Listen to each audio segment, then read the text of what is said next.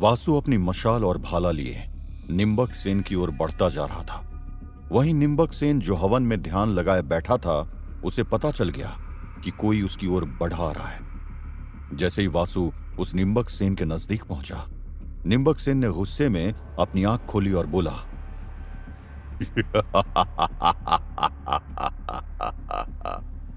वहीं रुक जा, यहां आया तो मारा जाएगा। वासु रुक तो गया, लेकिन इस वक्त वासु बेखौफ था और एक योद्धा की तरह निम्बक सेन के सामने खड़ा था। वासु ने निम्बक सेन से कहा, मैं अभी तो रुक जाऊंगा, लेकिन अगर तूने अपनी दुष्टता को नहीं रोका तो फिर मुझे रोकने वाला कोई नहीं होगा। निम्बक सेन वासु की ओर बढ़ा और बोला, तुम एक मामूली युवक हमें चुनौती देकर उकसाना चाहते हो। तुम्हें यह पता भी है कि इसमें तुम्हारा ही नुकसान होगा।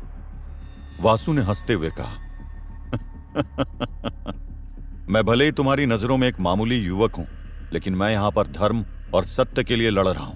मैं यहां पर उन लड़कियों और महिलाओं के लिए लड़ रहा हूं जिन्हें तूने अपनी मनमानी के लिए कैद कर रखा है, और तू तो यह बखूबी जानता होगा, अंत में जीत धर्म और सत्य की ही होती है।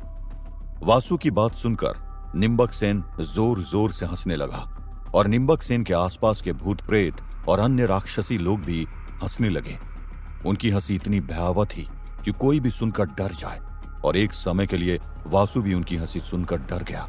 और वासु ने खुद से कहा, इनकी सिर्फ हंसी सुनकर मैं पीछे हट जाऊं? ऐसा नहीं हो सकता। मैं सही हूं क्योंकि मैं भलाई के लिए इनके सामने खड़ा हूं, और ये गलत काम के लिए लड़ रहे हैं।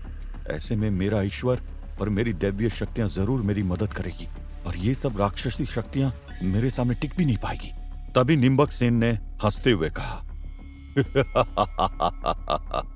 तो तू इन लड़कियों और औरतों को बचाएगा। तू अधर्म और धर्म की बीच की लड़ाई लड़ेगा। तू है जो सत्य को विजय दिलाकर असत्य को हराएगा। इतना कहकर निम्बक सेन फिर से हंसने लगा, और उसके साथ ही उसकी वो राक्षसी सेना भी हंसने लगी। वासु ने निम्बक सेन की बातों का कोई भी जवाब नहीं दिया। तभी निम्बक सेन ने कहा, तू बहुत बड़ा मूर्ख है लड़के। तूने मदद के चक्कर में उस जयम को मुक्ति दिला दी, और अब तू इन लोगों के लिए जीत की बात करता है। मैं अभी भी कहता हूं, अगर और जीना चाहता है तो चुपचाप यहां से चला जा, नहीं तो मैं तेरा बहुत बुरा हाल करूंगा। मैं तो यहां से जाने के लिए तैयार हूं, लेकिन उसके लिए तुम्हें मेरा एक काम करना होगा। वासु ने निम्बक सेन से कहा, ठीक है, बोल, तू क्या चाहता है? निम्बक सेन ने वासु से कहा, मैं चाहता हूं कि तुम इन सब औरतों और लड़कियों को यहां से जाने दो। वासु ने निम्बक सेन से कहा। निम्बक सेन वासु की बात पर और जोर जोर से हंसने लगा और बोला,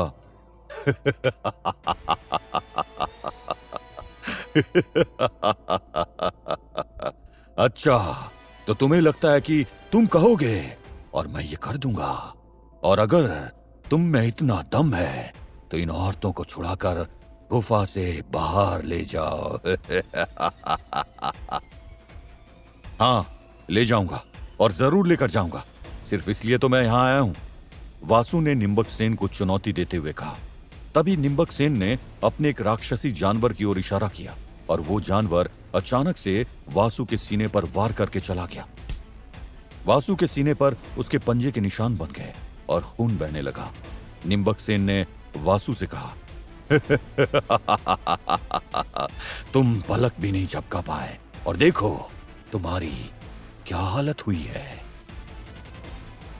वासु को काफी दर्द और जलन हो रही थी, लेकिन फिर भी वासु ने निम्बक सेन के सामने कुछ भी जाहिर नहीं किया, और वासु ने अपनी गिरी हुई चादर उठाते हुए कहा, तुम्हारे इन छोटे जानवरों के हमले से ये मैं पीछे नहीं हटने वाला। पीछे देख कर आओ, जिस काल नाग से तुम और तेरा वो जैम डरता था ना, उसकी मैंने क्या हालत की है। निम्बक सेन फिर से जोर जोर से हंसने लगा और बोला, तुम अभी इस गुफा के राज को नहीं समझ पाए हो, और शायद न ही कभी समझ पाओगे। तभी वासु ने देखा, जिस कालनाग को वासु ने भगाया था वो भी निम्बक सेन के साथ ही खड़ा हुआ था, और वासु ने कहा, ओह, तो तुम निम्बक सेन, तुमने कालनाग को भी अपनी तरफ कर लिया। कालनाग ने गुस्से में फुफकार भरी और निम्बक सेन ने कालनाग को शांत कराते हुए कहा, अरे शांत हो जाओ, अभी ये बच्चा है, इसे कुछ भी पता नहीं, धीरे धीरे सब जान जाएगा। मैं अगर बच्चा होता तो आज तेरे और तेरी इस तमाम सेना के सामने मैं खड़ा होकर तुझे ललकार नहीं रहा होता। वासु ने निम्बक सेन से गुस्से में कहा। अब निम्बक सेन का गुस्सा और बढ़ गया और उसने अपने एक और राक्षस की तरफ इशारा किया, जिसने अपने मुंह खोलते हुए आग फेंकनी शुरू कर दी और वासु जिस जगह पर खड़ा था उसके चारों ओर एक गोले में आग जलने लगी।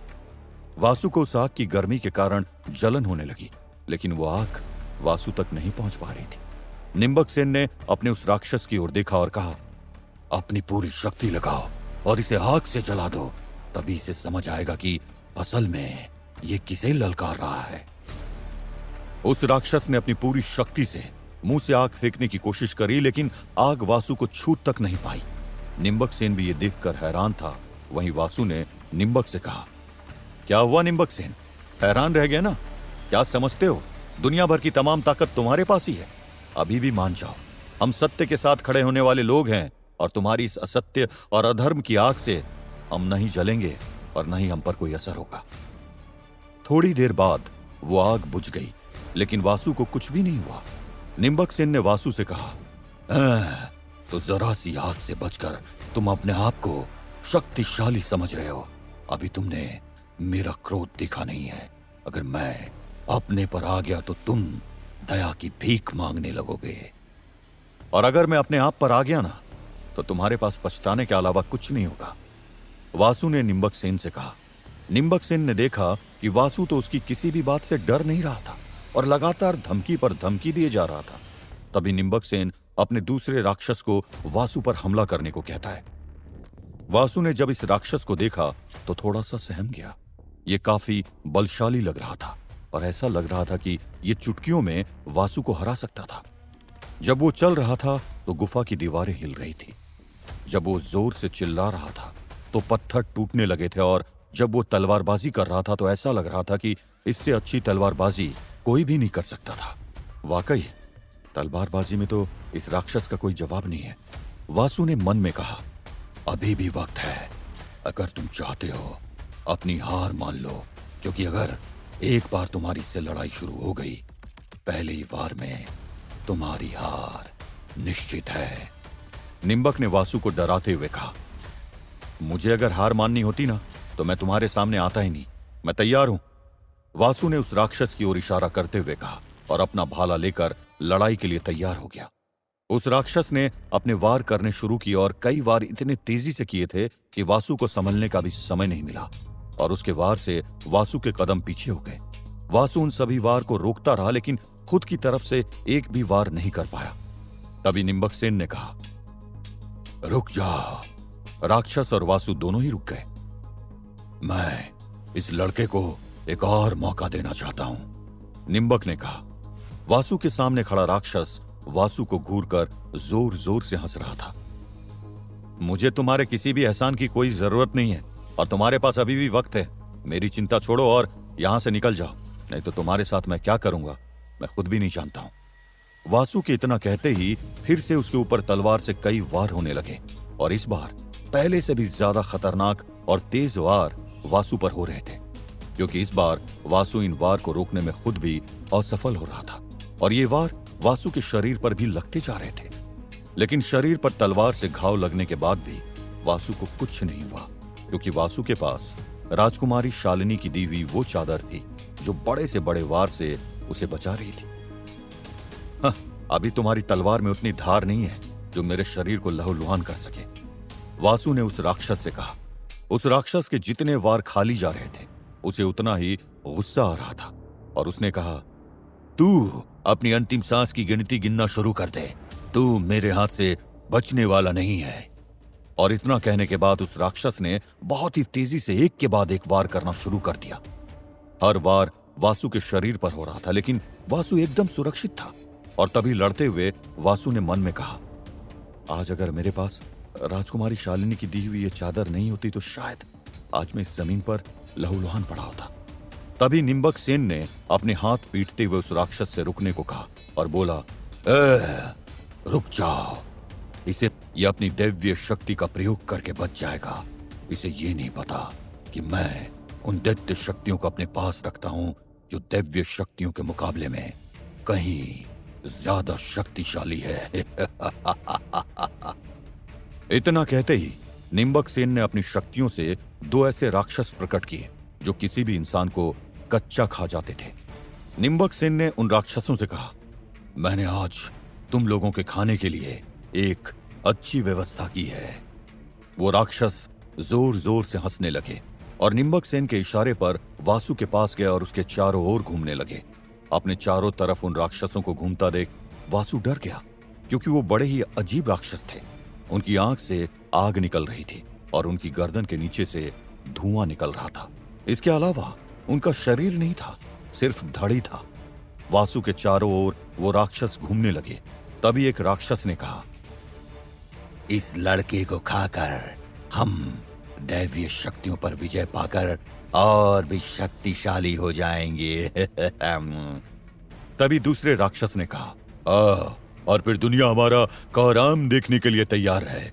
हम इस शांति से भरी दुनिया में इतनी अशांति फैला देंगे कि सदियों का हमारा दबदबा कायम रहेगा।" वासु ने उन राक्षसों की ओर देखा और बोला, "तुम लोग इस दुनिया के साथ क्या करने वाले हो?" वो राक्षस और निम्बक सेन जोर जोर से हंसने लगा और वहीं निम्बक सेन के अन्य राक्षस भी हंसने लगे। वासु को कुछ समझ नहीं आ रहा था, क्योंकि एक एक करके इस गुफा के कई सारे राज खुलते जा रहे थे। "तुम लोग दुनिया में क्या करने वाले हो और क्यों करने वाले हो?" वासु ने डरते हुए उन राक्षसों से फिर से पूछा। "हम लोग तुम्हारी दुनिया को तबाह करने वाले हैं। तुम्हारे लोगों के जीवन में इतना संकट और कष्ट भर देंगे जिसके बारे में तुमने कभी सोचा भी नहीं होगा।" उन राक्षसों ने वासु से कहा। वासु को उन राक्षसों की बातों पर यकीन था। तभी वासु ने निम्बक सेन से कहा, "निम्बक सेन, आखिर तुम चाहते क्या हो? और ये लोग कौन है जो इस दुनिया को तबाह करने की बात कर रहे हैं?" "अभी तुम इतने बड़े नहीं हुए हो बच्चे, जो जान सको कि मैं क्या चाहता हूं। मैं वो चाहता हूं जिसके बारे में तुमने सोचा भी नहीं होगा। और अगर तुम्हें यह जानना है कि मैं क्या चाहता हूं, तो उसके लिए तुम्हें सबसे पहले मेरे लोगों को हराना होगा, जिनके सामने तुम शून्य हो।" निम्बक ने वासु से कहा। अब तक हुई गतिविधियों से वासु को समझ आ गया था कि यह मामला सिर्फ गुफा तक सीमित नहीं था और न ही सिर्फ औरतों और लड़कियों तक था। वासु ने मन में कहा, "इस निम्बक सेन ने कुछ बहुत बड़ी तैयारी कर रखी है। ये जो भी करना चाहता है वो शायद बहुत खतरनाक होगा, और वो सिर्फ इस गुफा के लोगों के लिए नहीं बल्कि पूरी दुनिया के लिए खतरनाक हो सकता है। इसलिए मुझे हर हाल में इसे हराना ही होगा।" आखिर निम्बक सेन ऐसी कौन सी साजिश रच रहा था? क्या निम्बक सेन पूरी दुनिया को सच में तबाह कर देगा? क्या वासु निम्बक सेन के राक्षसों का सामना कर पाएगा या हार जाएगा? क्या निम्बक सेन से युद्ध होने के पहले ही वासु की मृत्यु हो जाएगी, या फिर जीत वासु की ही होगी? जानने के लिए सुनते रहिए श्रापित राजकुमार।